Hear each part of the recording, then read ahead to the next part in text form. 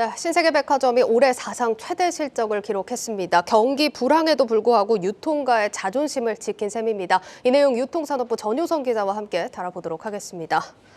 정 기자, 이런 시기에 역대급 실적입니다. 신세계 실적 나온 것 좀 볼까요? 네, 자료를 한번 같이 보겠습니다. 예. 신세계는 지난해 연결 기준 순 매출액 7조 8,128억 원, 영업이익은 6,454억 원을 기록했습니다. 직전의 영업이익도 사상 최대치였는데 이거를 20% 이상 넘어선 겁니다.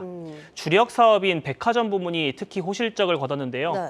백화점의 순 매출액은 2조 4천억 원대, 그리고 영업이익은 5,018억 원을 기록하며 지난해보다 각각 16.4% 그리고 38% 늘었습니다. 연결 자회사들의 성적도 좋았는데요. 패션 부문인 신세계 인터내셔널은 1,153억 원의 영업이익으로 사상 최대 실적을 새로 썼고요. 센트럴시티도 634억 원의 영업이익을 거뒀습니다. 예, 그러니까 지금 경기 불황입니다. 그런데도 이런 호실적을 거둔 건데 이런 호실적 배경은 어디에 있다고 봐야 될까요? 네, 특히 백화점의 명품 매출이 호실적을 견인했는데요. 지난해 신세계백화점에서 명품 관련 거래액은 직전해보다 21.1% 성장한 것으로 집계됐습니다. 코로나 이후 신세계백화점의 명품 거래액은 연간 적게는 23%, 많게는 45% 수준까지 성장했는데 네. 지난해에도 20%대의 높은 성장세를 이어간 겁니다. 모건 스탠리에 따르면 지난해 한국인의 명품 소비는 약 20조 9천억 원으로 직전해보다 24% 늘었습니다.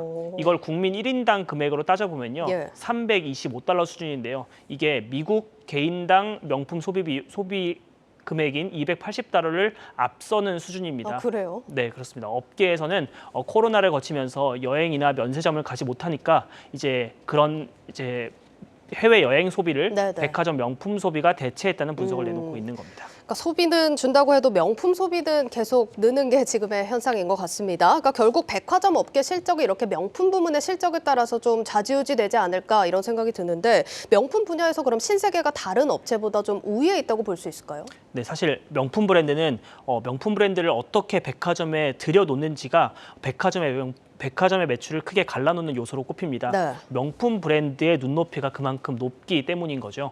업계에선 대표 명품인 에르메스, 루이비통, 샤넬, 원래 보통 에르샤라고 부르잖아요. 그러니까요. 이게 입점에 있는지 없는지 여부로 명품 백화점이냐 그것이 아니냐를 나누는데요.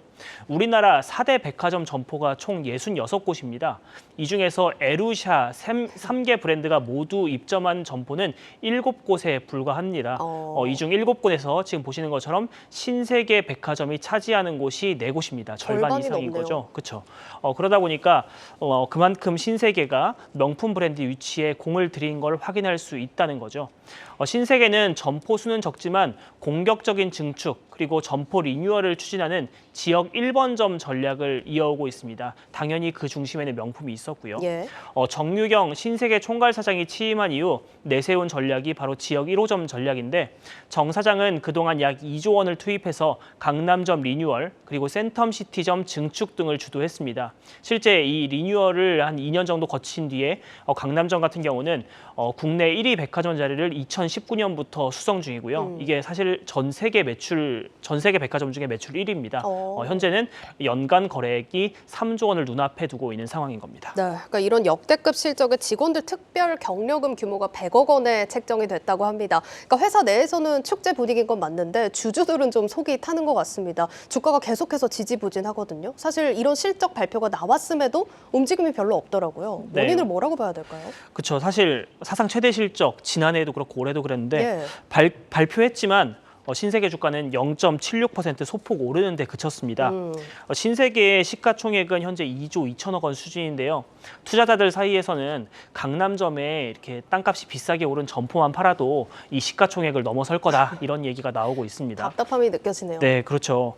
그래서 과연 왜 이렇게 실적에 비해서 주가가 오르지 못하느냐 네. 이런 것에 대해서 증권가에서는 백화점 업계가 뚜렷한 미래상을 제시하지 못한다는 점을 꼽습니다.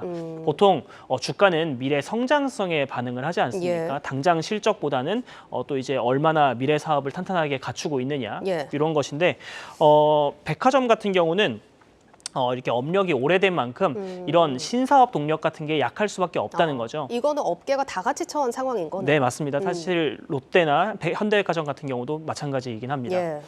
경기 불황이 본격화되면서 여기다가 이제 백화점의 씀씀이까지 감소하는 분위기도 관측이 되고 있습니다. 올해 1월 신세계 백화점 매출 지표를 한번 보면요. 신세계 이제 대구 신세계를 제외한 다른 지역의 신세계 같은 경우는 4.1% 매출이 감소했고요. 대구 신세계 같은 경우도 1% 가까운 실적 감소를 기록을 했습니다.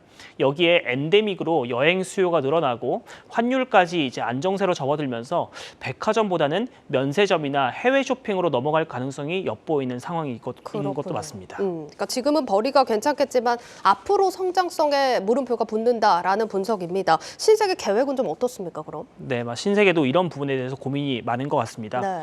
특히 신세계 백화점은 25에서 35세 이 2030 세대의 공략을 통해서 백화점 경쟁력을 키운다는 방침입니다. 신세계 측은 현재 40% 수준인 2030 세대 매출을 올해 50% 정도까지 올린다는 목표를 세워둔 것으로 알려졌습니다. 이를 위해 점포별로 리뉴얼도 나서고 있는데요. 대표적으로 지난해 강남점에는 신진 브랜드를 앞세운 뉴 컨템포러리 장르를 선보였습니다. 실제 이 같은 젊은 브랜드를 앞세운 리뉴얼 이후에 매출 목표치의 30%를 초과 달성했고 이곳을 다녀간 20대 고객 상당수가 기존 백화점 이용 경험이 없는 고객으로 집계되기도 했습니다. 이 같은 성과 속에 올해 상반기 중 부산 센텀시티점에도 뉴 컨템포러리 장르를 앞세운 리뉴얼에 나서기로 했습니다. 비슷한 골자로 지난해 경기점은 영패션관을 리뉴얼했고요. 예. 올해는 영화관과 아카데미를 중심으로 리뉴얼해서 젊은 층이 즐길 거리를 들여놓겠다 이런 방침입니다. 오프라인 같은 경우는 25에서 35세대, 그러니까 2030 세대에 좀 전략에 초점을 맞춘 것 같고 온라인도 사실 전략이 비슷하겠죠? 네, 맞습니다. 온라인에서는 이제 앱을 좀 공격적으로 투자해서 젊은 층을 좀 유입을 하겠다는 방침인데요. 네. 그래서 올해 신세계의 디지털 전략도 주목해 봐야 될 부분으로 꼽힙니다. 신세계 백화점은 자체 앱에서 선물하기 그리고 쇼핑 같은 이제 소비 이렇게 패턴은 물론 네. 푸빌라 캐릭터 그리고 NFT, 문화센터 강좌, 심지어는 음악이나 골프까지 즐길 수 있는 다양한 콘텐츠를 집어넣어 놓은 상태입니다. 백화점의 거리감을 느끼기 쉬운 젊은 층에게 모바일 앱과 그리고 문화 콘텐츠로 친숙한 브랜드 이미지를 형성한다는 전략인 거죠. 명품으로 시작된 백화점의 도약이 이제 젊은 층의 마음까지 사로잡을 수 있을지 지켜봐야 될 부분입니다. 예, 잘 들었습니다. 유통산업부 전효성 기자였습니다.